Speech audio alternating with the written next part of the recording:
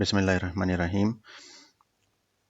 Uh, our today's lecture is about the code windows in emu8086. Uh, we have seen previously in our lecture, number 5, that we were using the emulator emu8086 to assemble an assembly language program. The last slide in our lecture number 5 was showing various windows. I can show you here just for um, recalling your memory. I am referring to this particular presentation, this particular slide, where we have on left hand side the name of registers. I would also like to add that these registers are only 16-bit, because if a register consists of only two alphabets, if a register name consists of only two alphabets, it means that this register is a 16-bit register.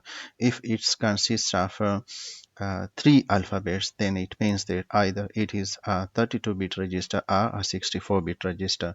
So in our case, we have only AX, so this means that we have a 16-bit register. The general purpose register called AX, BX, CX, and DX can be divided into two halves, into two portions. The upper half is known as the higher portion, or AH register, BH register, or CH register, or DAH register, and the lower portion is known as the lower register, A of capacity 8 bit each. For example, the lower bit of AX will be AL, the lower half of the BX register will be BL, and the lower half of the CX register will be CL. Similarly, the lower half of the DX register will be DL. So we need to discuss here in more detail the left hand side column right after the register windows, the memory location and the step-by-step execution of this particular program. So I am going to run the emu8086 program, and we have discussed that first we will be presented with a welcome screen, from where we can click on either the new button, which will create a new program for us. We can choose code example, which shows us already written codes that are shipping with emu8086. If we want to have a look at the emu86 options menu, what it can do for us, we need to click on the quick start tutor button. And if we have already created programs and we are running the emu8086 again, so the recent files can be viewed here by clicking on the recent files button. So I am clicking, as practiced in our previous lecture, on the new button to create a new template of COM files. So here um, I am going to write our first program. For example, I am moving some value to AX register, then I am moving some value to a BX register, and then I am adding both the registers and storing the result in AX register. Then I am moving some other value, for example 2 to BX register, then I am adding again AX and BX register and storing the result in AX register. So this is just a simple program that we have studied so far in detail, for adding three numbers using two registers. Here, if I click on the emulate button as demonstrated, as discussed in our previous lecture, so the program will offer us two separate windows. One window is on the right hand side, which lists our program. If you look at this program here, over here, and if you look at the program on my right hand side. So they are essentially the same, with the only difference that the line number 8, or the first line of our program, is highlighted in yellow, which means that this instruction is going to execute. This means it is not executed yet, but it is about to execute if I press the single step or if I press the run button. I have told you that if I click on the run button, this whole program will be executed in once, and both windows will disappear without showing you any output. So you will be surprised at what this program has done and what values it has calculated.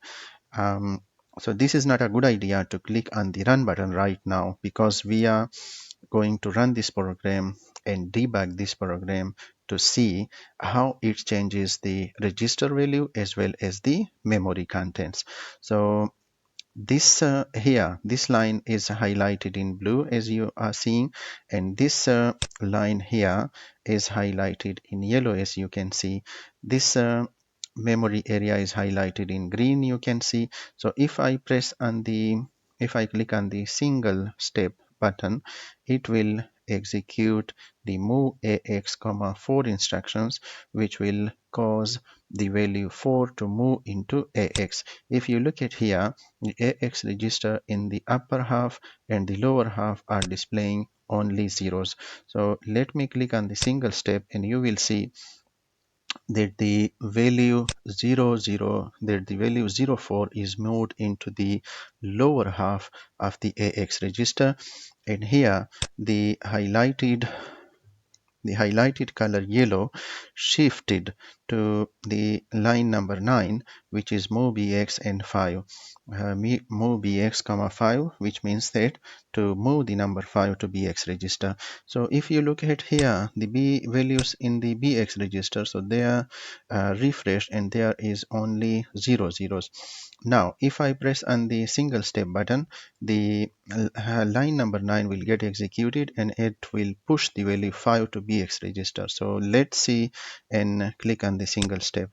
So here we clicked on the single step, and it executed the instruction move bx comma 5, which resulted in moving the value 5 to bx register. Now the add instruction will get executed in line number 10, as it is highlighted. It will add the number 4 and 5 and will store the result in the X register. So if you look here, AX is displaying 00004 and BX is displaying 0005. So if I click on single step button, it will add both 4 and 5 and will store the result in AX register. So here you see that now the instruction at line number 10 is executed, and the value 09 is stored in AX register. Now I am going to move the number 5 into BX register, and it will overwrite here the value 5. So remember here that whenever I am going to move any value to any register, that value will actually replace the existing value in that particular register. We can call it replacing a value, or we can call it overwriting a value. So I am clicking on single step again, and you see that the number 5 is replaced by the number 2. So I am going to execute this program again, and it will execute the instruction on line number 13, which is adding AX and BX and storing the result in AX register. So here you can see that two operations will get performed. Number one operation is the addition of 9 and 2, which is 11. So 11 in hexadecimal is B. Number 10 in hexadecimal is represented by A, and 11 is represented by B. So you will see here that AX register will get replaced with E. So this is number 2. Number 1 is 9 and 2 will be added, and this summed value will be stored in AX, because here on line number 13 we say to add BX with AX and store the result in AX. So I am executing this program, and you see here that in AX register the value 9 is replaced and B is overwritten here.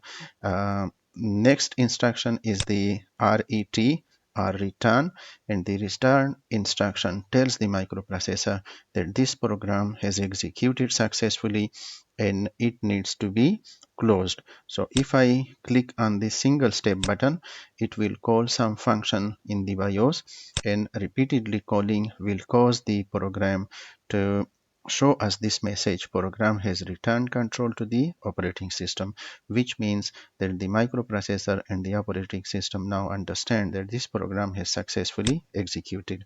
So this is what that we needed to demonstrate step by step in knowing what action the program actually performs, how the register value changes, how the program actually tells the microprocessor what action to perform and how to carry it out.